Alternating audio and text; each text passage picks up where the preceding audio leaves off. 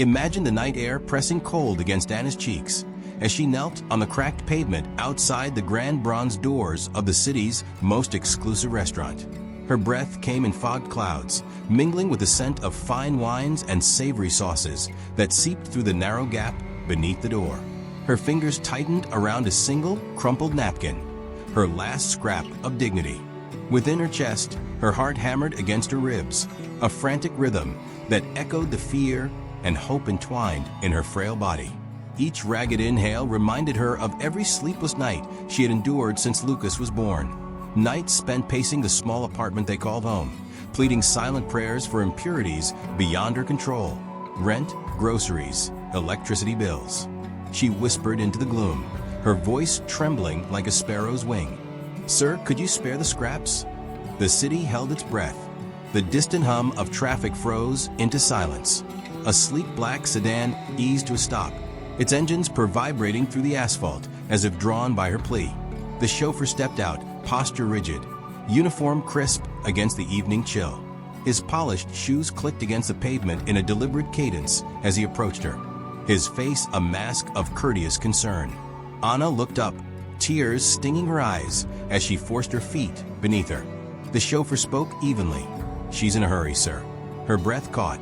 She dared a glance toward the tinted glass, half expecting to see another stranger's betrayal. Instead, a single hand emerged, palm nodding in subtle assent. The passenger door eased open, disgorging a sliver of golden light that washed over her tattered coat and worn boots. Gathering every ounce of resolve, Anna rose, legs unsteady but spirit unbroken. She stepped onto the plush rug that lay just beyond the curb, a threshold she had only imagined in her dreams. Inside, opulence reigned supreme. Walls of dark mahogany reflected the glow of crystal chandeliers, and soft laughter drifted through the air like a seductive lullaby. Every eye turned toward the lone figure in battered attire. Every fork paused mid-air. Anna's chest constricted as a waiter glided forward, silver tray poised in regal anticipation. The words she had spent hours rehearsing, "Leftovers, please," crumbled in her throat. Then a calm voice, rich as velvet, cut through the hush. "You asked for scraps." Anna lifted her gaze. There in the doorway stood a man whose presence demanded both respect and curiosity. He wore a tailored suit that draped over his frame like water over glass. His eyes were pools of quiet empathy, and the contours of his face spoke of untold stories. "Yes, sir," she whispered, her voice brittle with emotion. He stepped forward, each movement measured, deliberate. "Not tonight," he said. His tone carried a promise that quivered through her bones. He turned and gestured along a side corridor, silent as a shadow. Anna followed him through a narrow arch illuminated by wall sconces. At the end, an unassuming door swung open into a private chamber. The warmth of a crackling fireplace greeted her, and the amber glow danced across rich Persian rugs. A single envelope rested on a polished mahogany table, its seal unbroken. He approached and extended a hand. "Sit." She sank into a velvet armchair, faintly aware of the thudding echo of her own heartbeat. He reclined across from her, eyes never leaving her. "Open it." Her fingers trembled as she broke the seal. 2 letters slid free. The first, an offer of a paid position in his philanthropic foundation, complete with salary, mentorship, and support. The second, a check whose amount eclipsed every debt she owed, leaving behind seed money to start something new. The weight of it rendered her speechless. Tears blurred her vision. Memories cascaded. Lucas's hungry cry, the eviction notice pinned to the front door, the nights she lay awake counting coins until the ceiling blurred into a silent prayer. I don't know how to thank you," she finally managed. He rose, moving with the quiet authority of one unafraid. He crossed her aside and offered a gentle smile. "By giving your son the future he deserves." That phrase struck her like a wave of light. In the hush of that chamber, she felt hope kindle, a flicker that soon would become a roaring flame. Hours later, Anna returned to the cramped apartment she shared with Lucas. Dawn light filtered through thin curtains, casting hopeful rays across threadbare furniture. Lucas, her bright-eyed son of 5, awoke with a restless stirring in his sleep. He sat up, tousled hair framing his face. "Mom, did you get a job?" he asked, voice husky with early morning dreams. She knelt beside him, heart swelling at the sight, and hugged him tight. "Better than that," she breathed. "We have a chance to start something called Lucas's Kitchen. We'll cook meals for families just like ours. You'll help." His grin was the most beautiful dawn she had ever seen. "I want to help," he said, voice strong despite his small frame. She kissed his forehead. "You already are, Mia Moore." With trembling hands, she spread the letters on the small kitchen table and traced the sums with fingertips that still felt too long to hold such promise. She drafted her blueprint, a sliding scale pricing model where those who could afford to pay full price did, and those who couldn't paid nothing. Volunteer roles for community members who'd once depended on charity themselves, partnerships with local farmers to source fresh ingredients, emergency protocols for equipment failure or donation shortfalls. Each risk she mapped out in precise detail, converting threats into strategies. By mid-afternoon, her hand cramped from writing, but her heart soared on wings of ambition. 2 weeks later, the basement of an aging church hummed with purpose. Volunteers drifted in at dawn. Marisol, once trembling in line for scraps. Diego, a former sous chef whose pride had been ground down by layoffs. Mrs. Delgado, the elderly matriarch who insisted on supplying fresh herbs from her rooftop garden. They donned aprons and rolled up sleeves, eyes bright with the shared mission of feeding hope. As the first pots of stew simmered, the scent of garlic and cumin filled the air. The basement warmed with the heat of stoves and the warmth of fellowship. At precisely 10 o'clock, a line snaked out the door.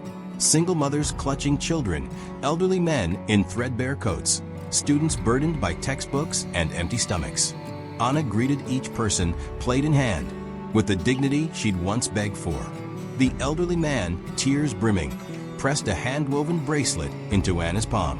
A tear slid down her cheek as she whispered, "God bless you."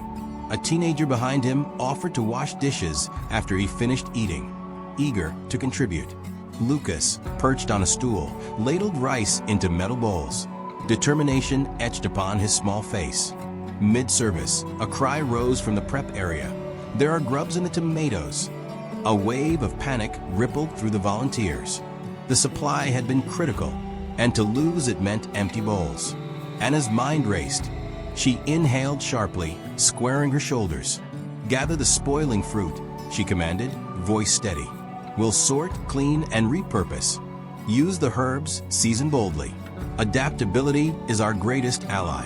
They worked in synchronized urgency, discarding the contaminated fruit, washing the remainder, chopping it with fresh oregano and cilantro. Laughter broke through the tension when someone flicked a stray leaf at Mrs. Delgado, who pretended to faint dramatically. The stew pot soon brimmed with a robust blend that smelled of triumph more than of distress. Word spread fast. 2 days later, a city council member arrived unannounced, bearing a check that would pay for a commercial-grade stove and a subscription to fresh produce delivery. With that, they acquired a bright yellow food truck emblazoned with bold letters, "Hope Kitchen, feed a family, fuel a dream." Dawn found Anna and Lucas loading cookware and crates into the truck. The cool air stung their cheeks as they pulled open the side panel. A queue formed immediately beneath the painted slogan.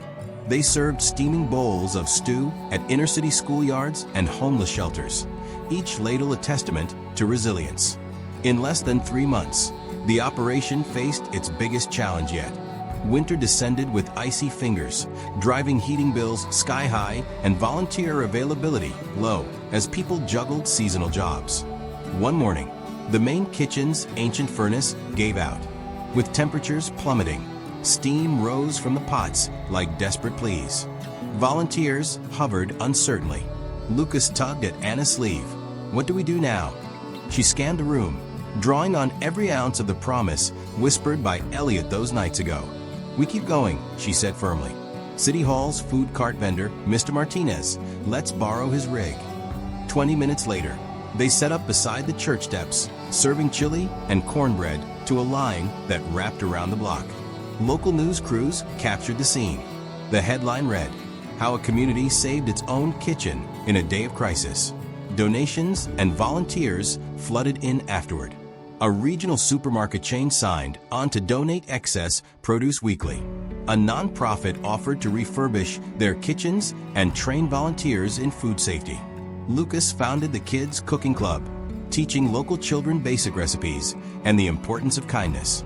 When spring warmed the air, Hope Kitchen's fleet expanded to 3 trucks, each equipped with refrigeration and prep stations. They launched a digital app enabling residents to reserve meals in advance, reducing wait times and food waste. In City Hall's Grand Chamber, under banners declaring hope on wheels, Anna spoke to gathered officials and community leaders. She shared numbers: over 15,000 meals served, collective volunteer hours nearing 5,000, 70% reduction in waste. But more than data, she recounted faces.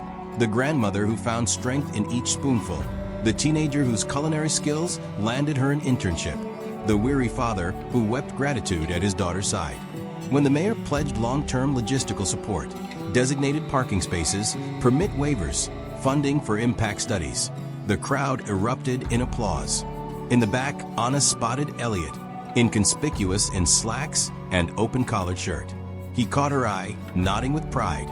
Months later, the Cultural Center's ballroom glittered with chandeliers and candlelight. A gala convened corporate sponsors and benefactors to solidify a multi-year partnership with NutriCorp, which pledged fresh produce donations for 2 years. Elliot stood beside Anna as the CEO handed her a ceremonial crate.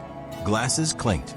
She raised her toast. "When I knelt for scraps, I never dreamed we'd stand here. You believed before I did. Every act of kindness brought us this far." The movement rippled beyond city limits. Hope Kitchen set up pop-up sites in neighboring towns, establishing training academies for aspiring social entrepreneurs. Lucas, now 7, addressed conferences on youth leadership, his earnest voice reminding adults of forgotten truths. One crisp autumn morning, Anna returned to the bronze doors of that first restaurant. She placed a white rose at the base of a new plaque. Here began a journey of compassion. "May all who pass be moved to share." She knelt, fingers brushing the engraved letters, and whispered her gratitude to the unknown benefactor who had changed her life. She rose, Lucas by her side, as the city awoke around them, a tapestry of opportunity woven from a single plea for scraps. Ahead lay new kitchens, boardrooms, fields, and fellowship halls, untold lives waiting to be touched. With hope as her compass, Anna stepped forward, ready to write the next chapter of a story that proved compassion is contagious, and the simplest acts can ignite revolutions of kindness and change. If this journey moved you, share it. Subscribe for more stories of transformation. And remember, the greatest riches are found in the generosity of the heart.